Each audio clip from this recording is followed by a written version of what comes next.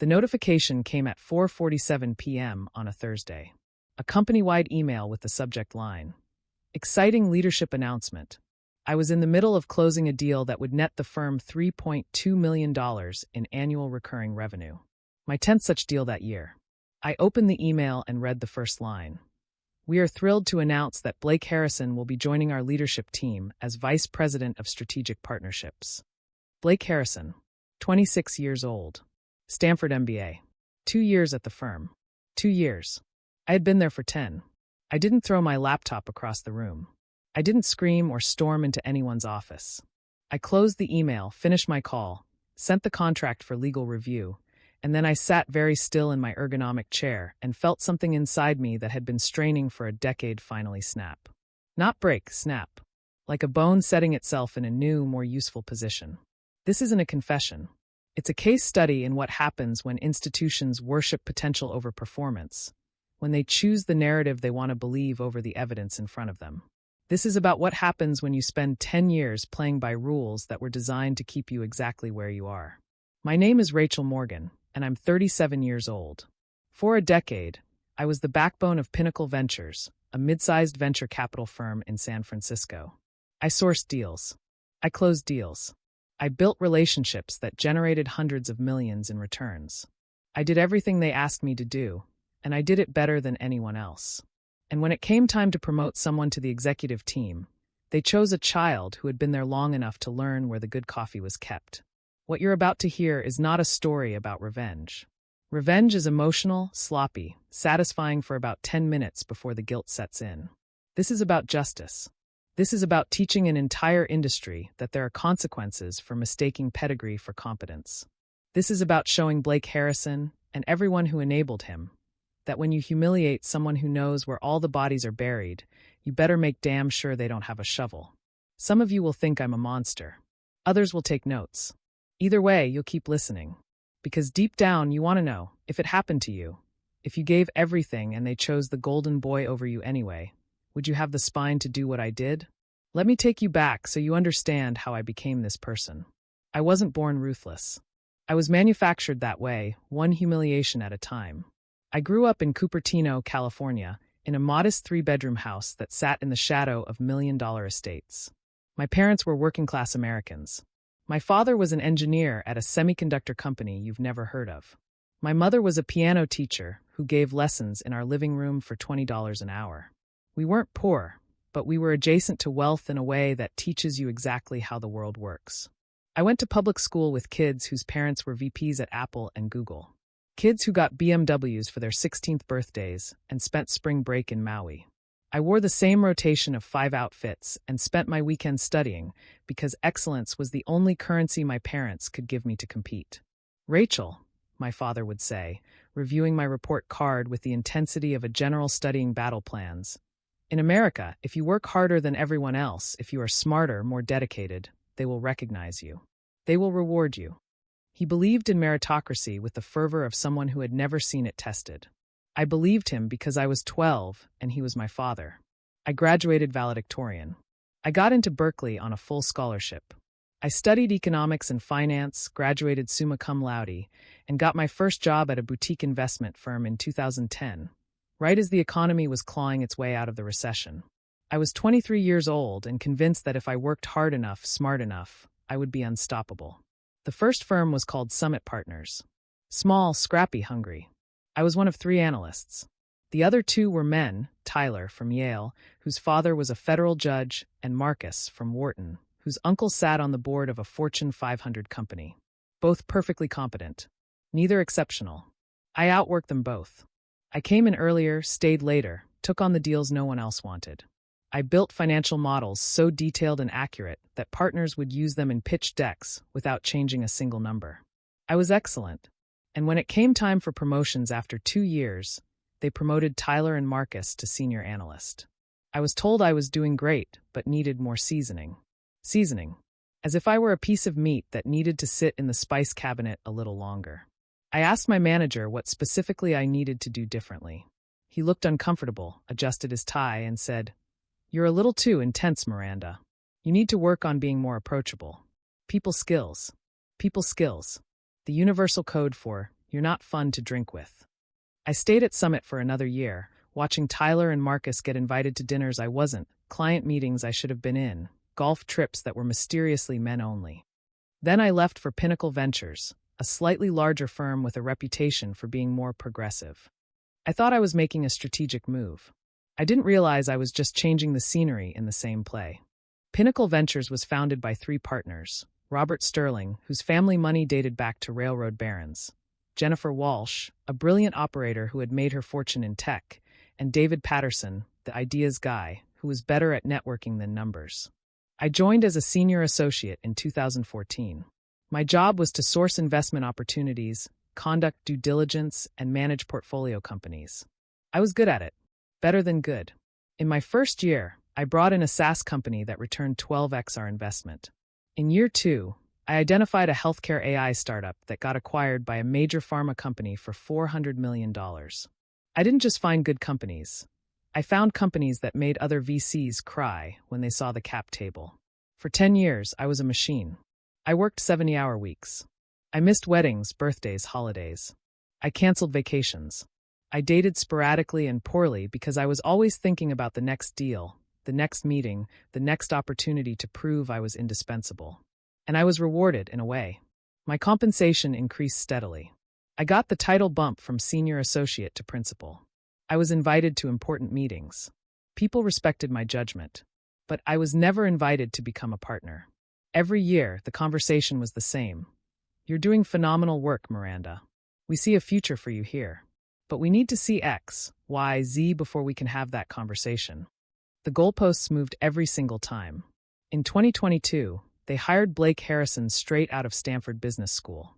He joined as a senior associate, the same level it had taken me 4 years to reach.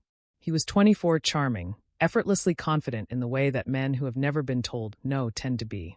He had done his undergrad at Princeton, worked 2 years at Goldman Sachs, and had the kind of polished prep school pedigree that made the partners light up when he walked into a room. I was assigned to mentor him. "Rachel, you're the best at what you do," Jennifer told me in her corner office with the view of the bay. "Blake's got great instincts, but he needs someone to show him how we operate. I'm counting on you."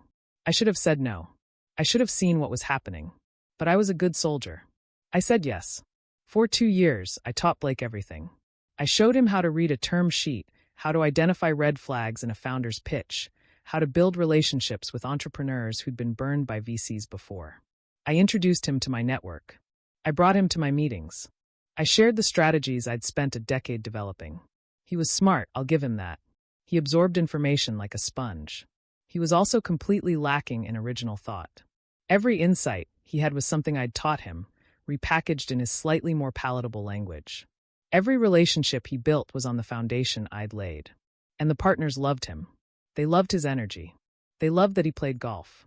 They loved that he went to the same kinds of bars they did and laughed at the same kinds of jokes. He fit. I watched it happening in real time. Watched him get invited to the partner dinners I wasn't. Watched him get pulled into strategy sessions I'd built the frameworks for. Watched him present my ideas in meetings like they were his own.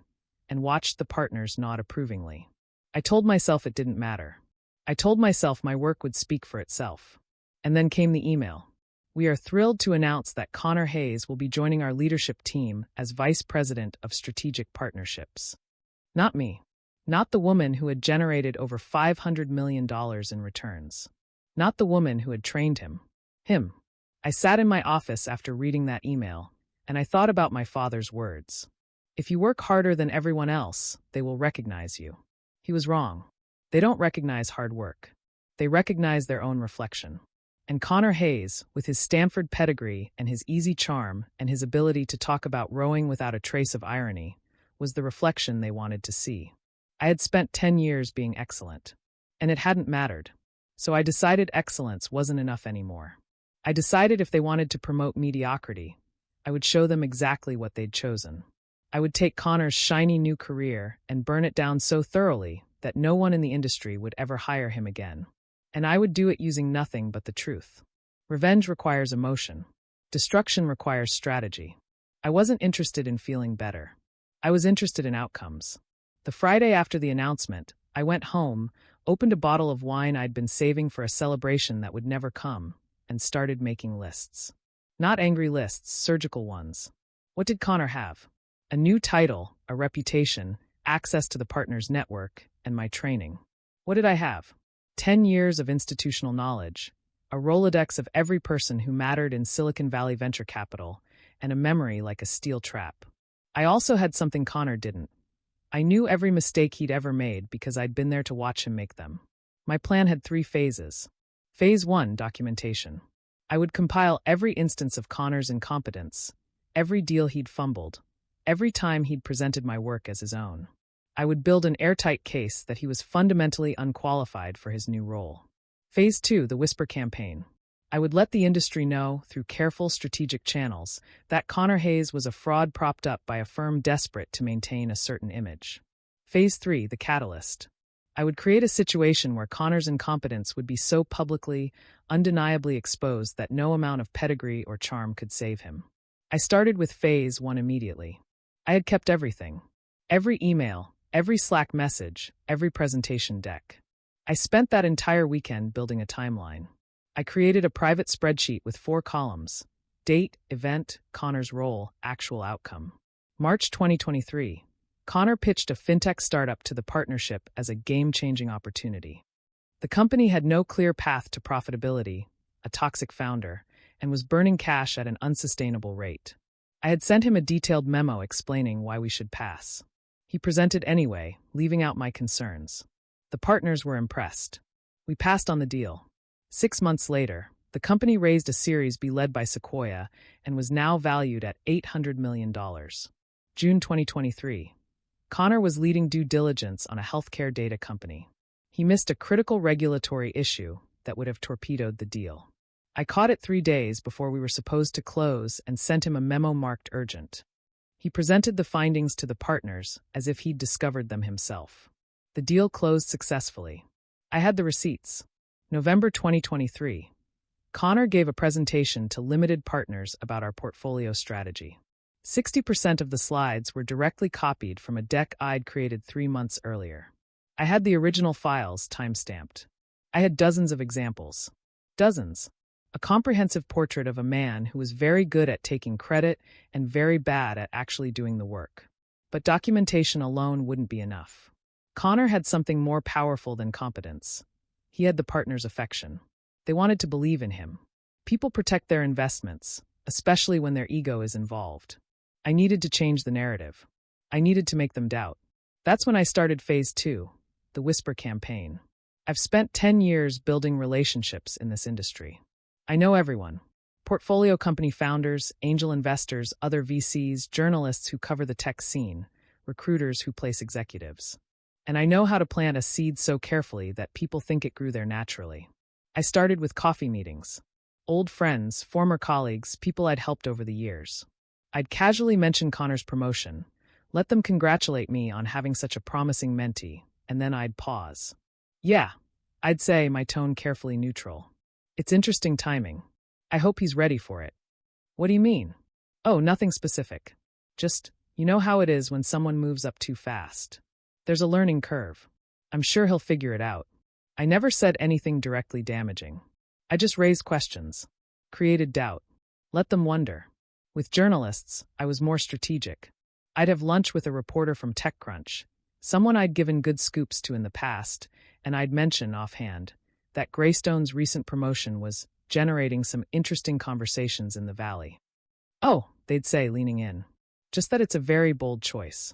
Connor's got great potential, but some people are wondering if he's being set up to fail. You know how these firms work. They promote the pedigree, not always the performance. Could make for an interesting story if things don't go well. I planted seeds everywhere. In podcasts, in panel discussions, in private Slack channels where VCs gossip. Never my name attached. Never anything actionable. Just whispers that started to form a pattern. Connor Hayes? Yeah, I heard he's the new VP at Greystone. Interesting choice. I heard he was mentored by Miranda Chen.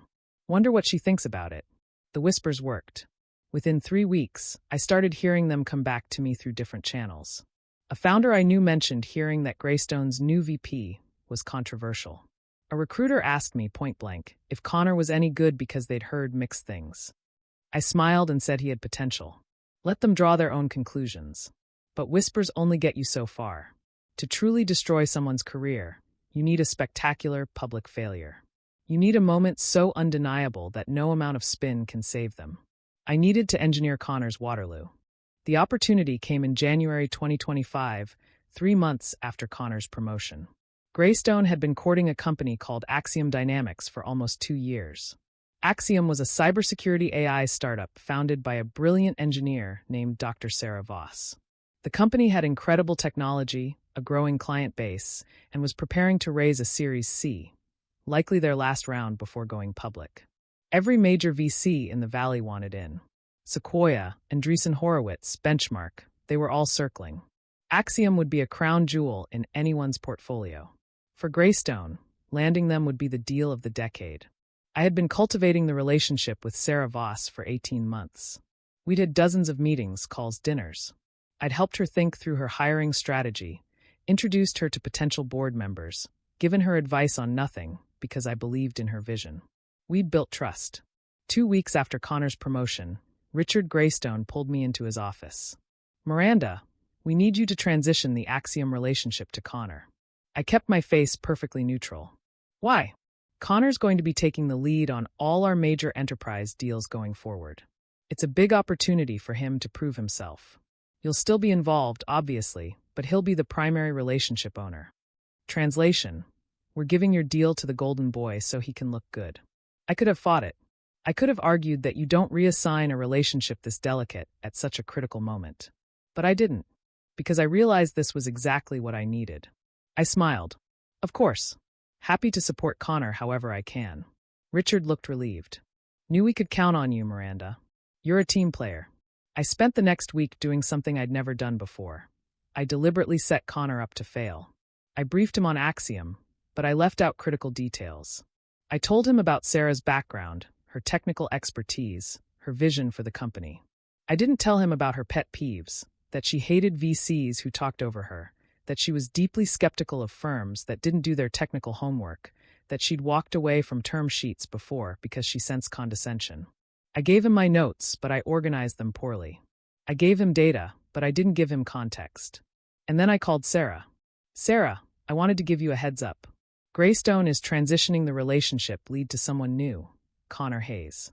He's recently been promoted to VP. I'll still be around, but he'll be your primary contact going forward."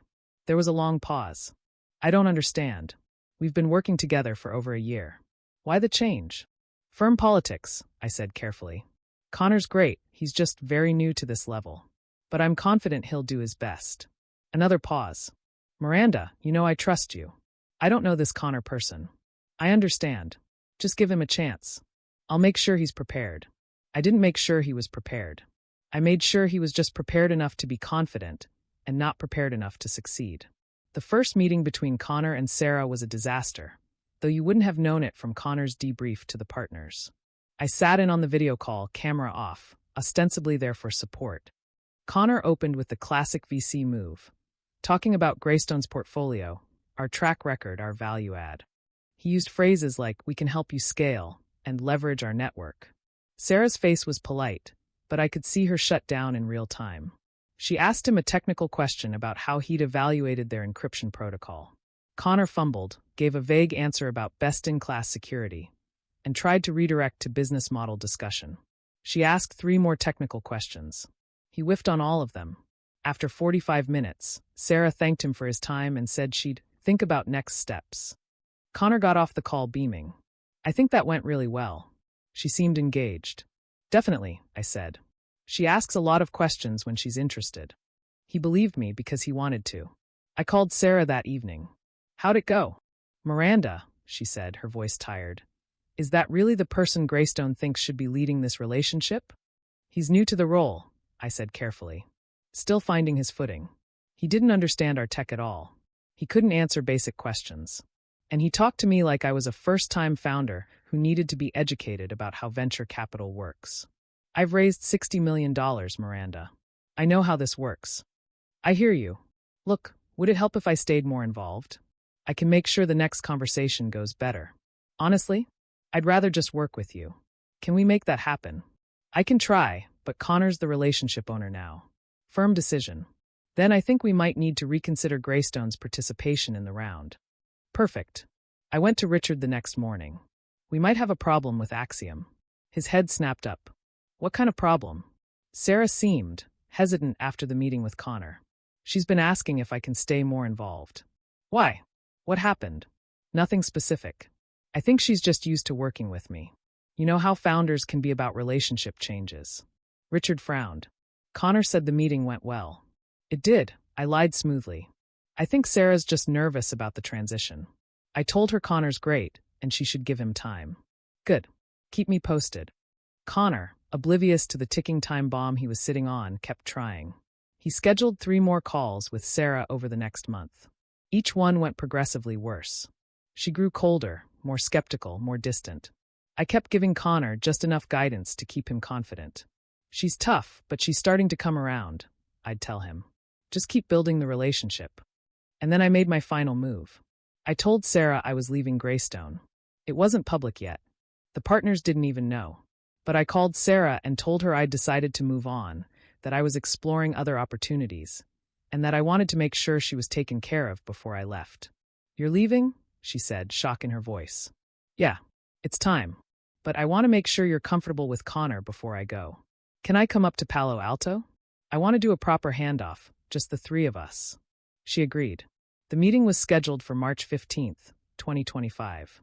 Conference room at Axiom's offices. Sarah, Connor, and me. I spent the week before prepping Connor. I gave him a detailed briefing document, 20 pages of technical analysis, competitive landscape, investment thesis. It was thorough, dense, and deliberately overwhelming. This is everything you need, I told him. Study it. She's going to drill down on the details. Connor skimmed it. I know he skimmed it because he thanked me, said it looked great, and then asked me to just give him the high points the day before the meeting. I gave him a verbal summary that missed the 3 most critical technical questions Sarah always asked. The day of the meeting, we sat in Axiom's sleek glass conference room.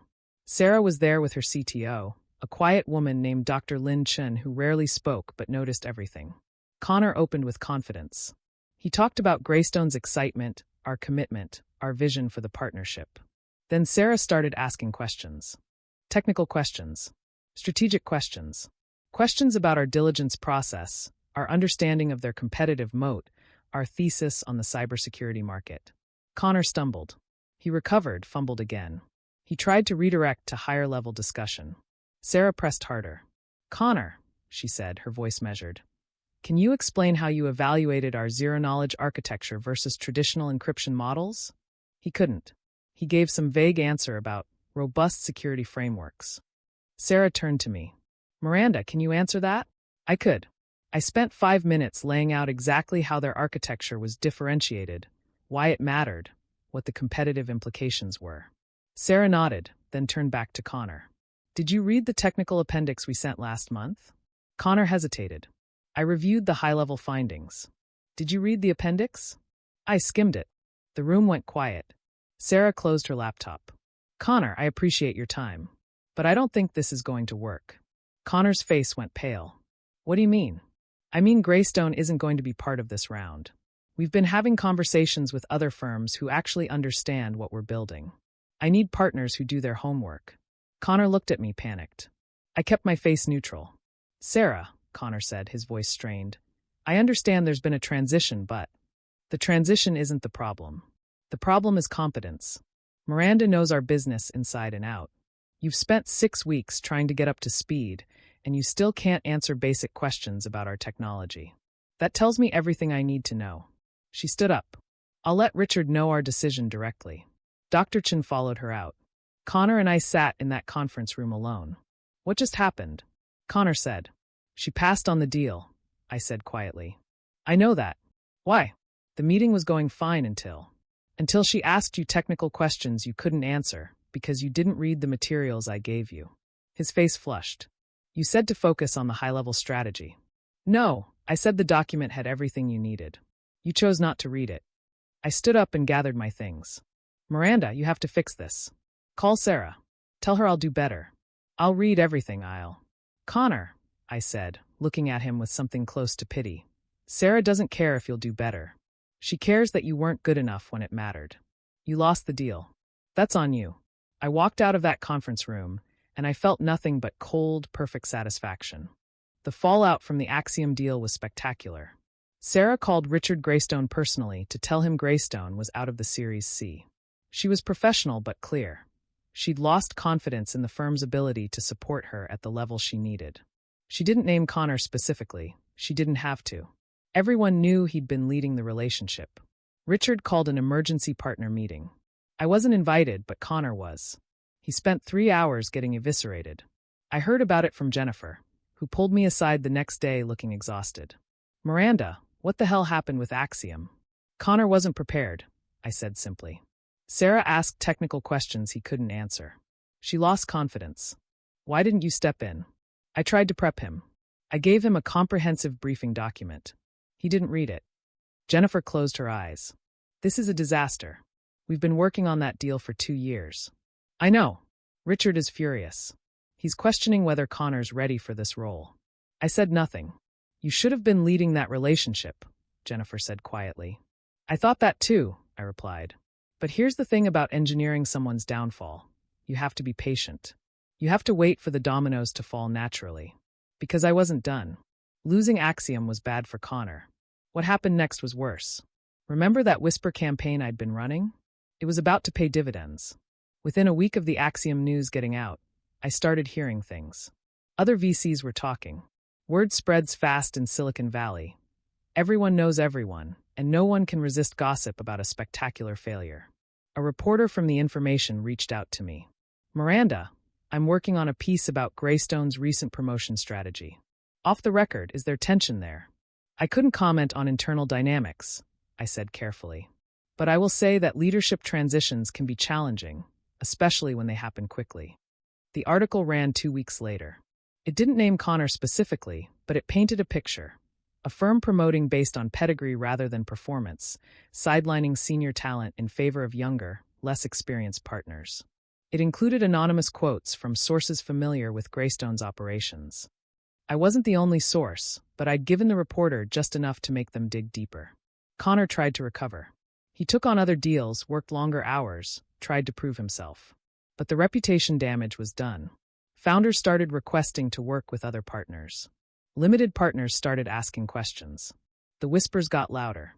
And then came the coup de grace, though I can't take full credit for it.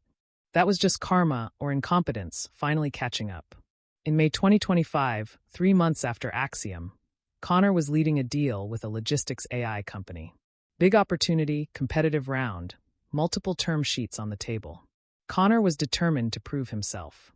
He got aggressive. Too aggressive. He offered terms that were far too favorable to the founder.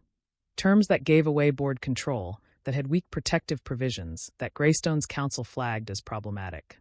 But Connor pushed it through anyway. He convinced Richard it was necessary to win the deal. He framed it as bold, founder-friendly investing. The deal closed in June. In August, the founder used the board control to raise an internal round that massively diluted Greystone's stake. We'd invested $10 million at a $100 million valuation. 3 months later, we owned 3% of the company instead of 10%. The partners were apoplectic. Richard called me into his office. It was September now, almost a year since Connor's promotion. "Miranda, I need to ask you something, and I need you to be honest." "Of course." "Did you know Connor wasn't ready for this role?" I met his eyes. "Yes." "Why didn't you say something?" "You didn't ask," I said simply. "You told me to train him, and I did. You told me to transition my relationships to him, and I did. At no point did anyone ask me if I thought he was ready for a VP role." Richard looked 10 years older than he had a year ago. "This has been a disaster." "Yes. We lost Axiom. We got terrible terms on the logistics deal. Connor's reputation in the Valley is..." He trailed off. "Damaged," I finished. "We're going to have to make a change." "You're demoting him?" "We're eliminating the VP role entirely. Restructuring. Connor will go back to being a senior associate, or he can leave with a severance package." "I see." Richard looked at me for a long moment. "You could have stopped this." "Could I?" I asked. "Or would you have promoted him anyway and blamed me when it didn't work out?" He didn't answer. Connor chose the severance package. He left Greystone in October 2025, 13 months after his promotion, his career in venture capital effectively over. Here's what happened next, and this is the part one didn't predict. Connor couldn't get another job. Not in VC. Not in tech. Not anywhere that mattered. I know because I heard from recruiters. They'd call me for references. Miranda, Connor Hayes listed you as a reference for a position. Can you speak to his work? Of course, I'd say. Then I'd tell them the truth. The documented truth. Connor is personable and enthusiastic. He struggles with technical depth and attention to detail. In my experience, he's more effective in execution roles than in strategic leadership positions. He's still developing. Damning with faint praise. The kiss of death. The whisper campaign I'd started had taken on a life of its own. Other people were now spreading the story of Connor Hayes. The Stanford MBA who'd been promoted too fast, who'd lost a major deal through incompetence, who'd been quietly pushed out. His LinkedIn profile still says venture capital investor. He hasn't updated it in months. Last I heard, he was doing consulting work for his father's firm. He's 28 years old, and his career in venture capital is over. And I did that. You want to know if I feel guilty? I don't. Let me tell you why. 6 weeks after Connor left, the partners invited me to lunch. All three of them, Richard, Jennifer, and David. Expensive restaurant in Palo Alto. The kind of place where deals get done over $200 steaks. Richard got straight to the point. Miranda, we made a mistake. I sipped my water. Said nothing. The Connor situation, it was mishandled. We should have listened to your concerns. I didn't voice concerns, I said. You didn't ask. That's fair, Jennifer said. We should have asked. David leaned forward. We want to make this right. We're opening a partner-level position. VP of Strategic Partnerships. We'd like you to take it. There it was. The thing I'd wanted for 10 years. The thing they'd given to Connor after 2 years. Now they were offering it to me like it was a consolation prize. I set down my water glass. No. All three of them blinked. No, Richard repeated. I'm leaving Greystone. I'm starting my own fund. Miranda, Jennifer said carefully, starting a fund is incredibly difficult. You need LPs, a track record, deal flow. I have all of that, I interrupted. I've been raising capital for 6 months. I have $150 million in commitments. I have a pipeline of deals from founders who specifically want to work with me, not Greystone. And I have something else, a reputation for actually knowing what I'm doing. The table went silent. I wanted you to know before I announce it publicly, I continued. I'll be gone by the end of the month. I'll transition my portfolio companies responsibly. But I'm done here. Richard's face had gone hard. Miranda, be reasonable. You're angry, I understand, but... I'm not angry, I said, and I meant it. I'm just done accepting less than I'm worth. I stood up. Thank you for lunch. I walked out of that restaurant, and I felt lighter than I had in a decade. My fund launched in January 2026. Miranda Chin Capital. $50 million in the initial close, which is strong for a first-time fund manager. By March, I'd closed at $150 million. My LPs included founders I'd backed at Greystone, family offices who'd watched me operate for years, and even one limited partner who'd pulled their capital from Greystone specifically to invest with me. My first deal was Axiom Dynamics.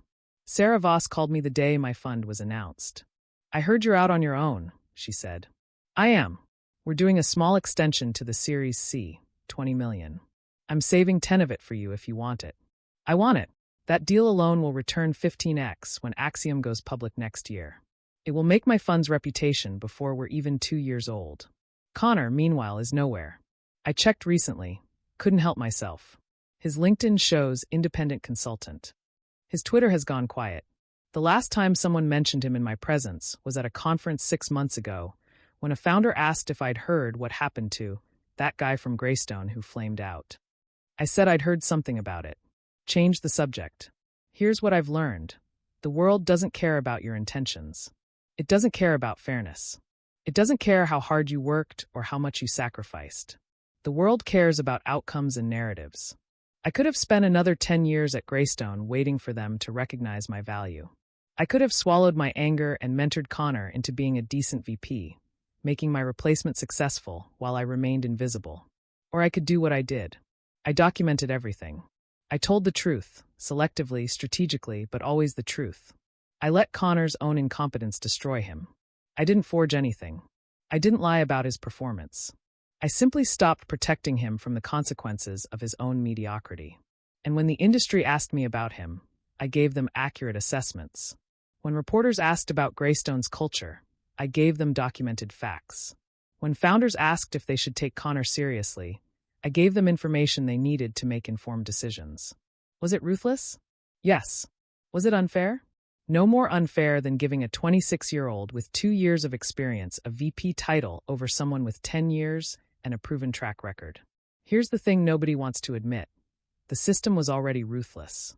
It was already unfair. I just learned to use its rules better than the people who wrote them. You want to know what happened to everyone else? Greystone Capital is struggling. They lost their Axiom stake when I took the extension round. Sarah specifically structured it to dilute Greystone out of their board seat. The logistics AI deal that Connor bungled is now in a down round. They're having trouble raising their next fund. Richard is still there, but Jennifer left 6 months ago to join Andreessen Horowitz. David is semi-retired, playing golf and pretending he always knew the firm was headed for trouble. Richard called me once, 3 months after I left. He wanted to grab coffee. No agenda, he said. Just want to see how you're doing. I took the meeting because I'm not petty enough to refuse basic professional courtesy. We met at a cafe in Menlo Park. He looked tired. Your fund's doing well, he said. Thank you. You're proving a lot of people wrong.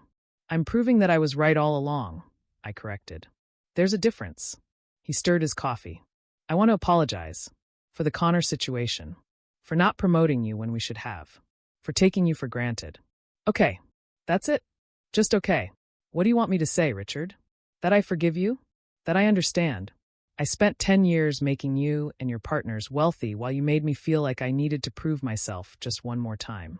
And when it came down to it, you chose someone who looked like you over someone who performed like me. An apology doesn't change that. We made a business decision.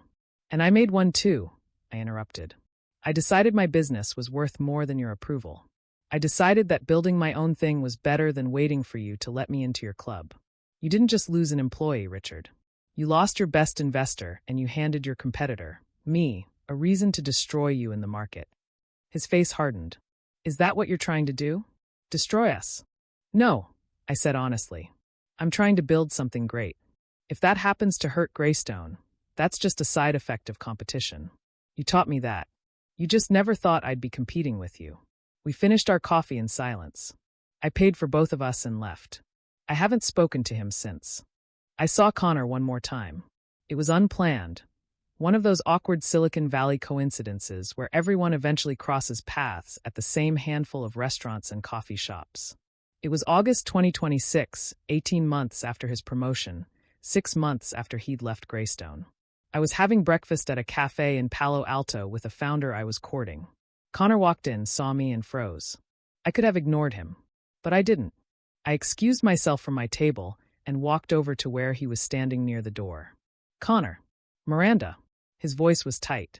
He looked different, thinner, older, like someone who'd been carrying weight they weren't built for. How are you? I'm fine. Doing some consulting work.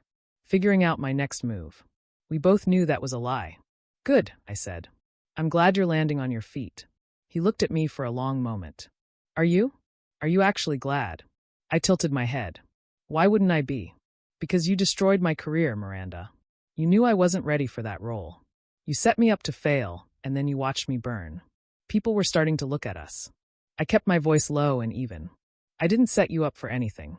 Richard promoted you. You accepted. You were the one leading those deals, making those decisions. I gave you every tool you needed. You chose not to use them. You gave me just enough rope to hang myself. No, I said, and I meant it. You gave yourself that rope the moment you walked into Greystone thinking your degree and your charm were enough. I spent 10 years earning everything I got. You spent 2 years collecting credit for other people's work. When you finally had to perform on your own, you couldn't. That's not me destroying you. That's you failing. I was 26 years old. And I was 23 when I started. I didn't have Stanford or Goldman Sachs on my resume. I had to be twice as good to get half as far.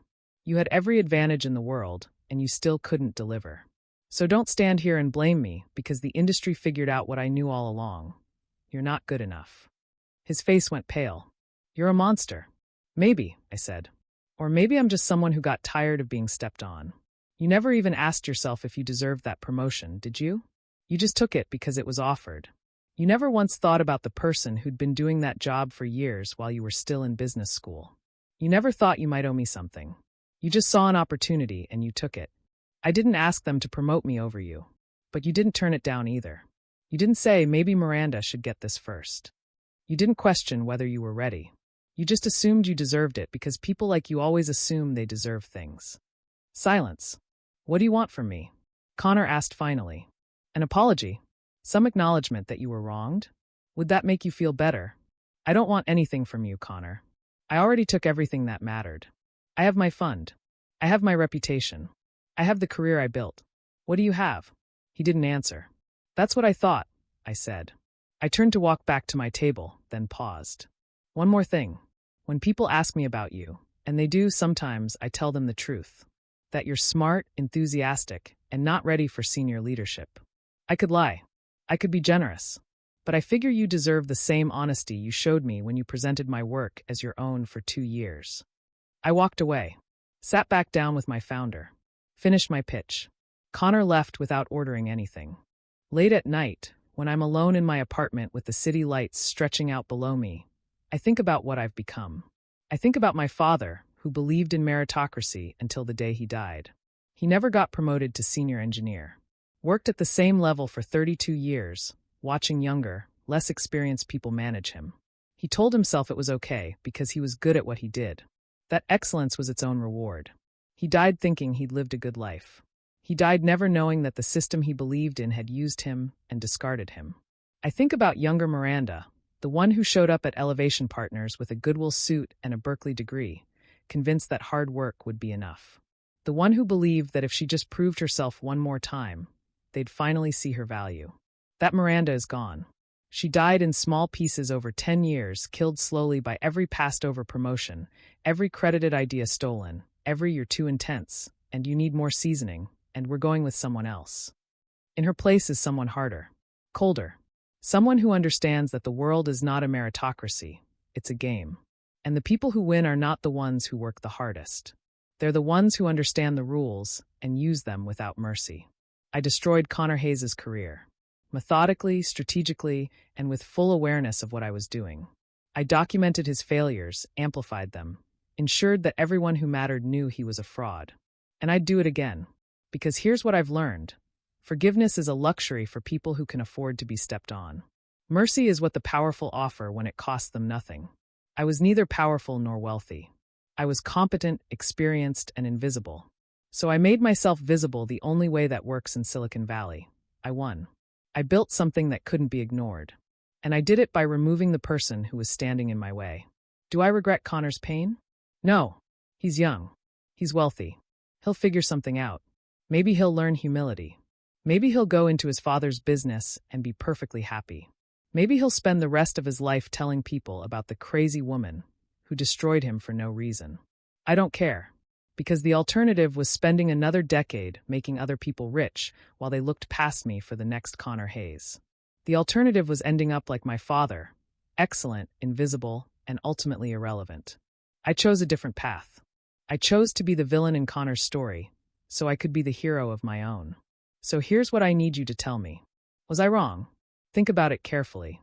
Think about every time you've worked harder than the person who got promoted.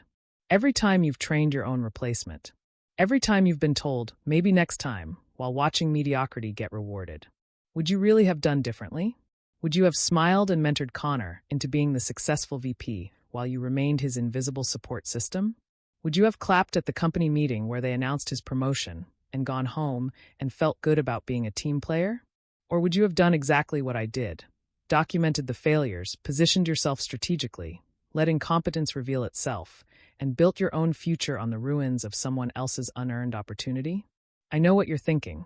You're thinking that there must have been another way. A better way. A way that didn't involve destroying a 26-year-old's career before it really started. But here's the truth. There wasn't.